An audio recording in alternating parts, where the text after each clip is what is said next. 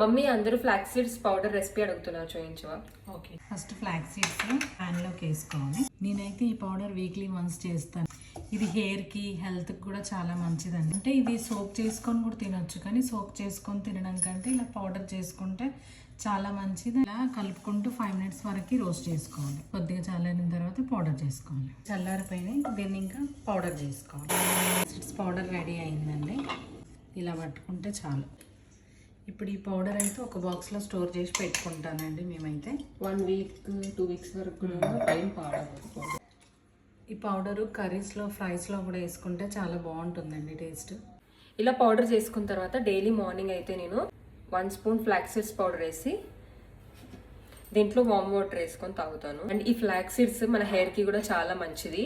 And cholesterol ఉన్న వాళ్ళకి కూడా ఈ ఫ్లాక్స్ సీడ్స్ పౌడర్ తాగుతూ చాలా మంచిది. సో ఇదైతే నేను డైలీ తాగుతాను. So that's it, bye.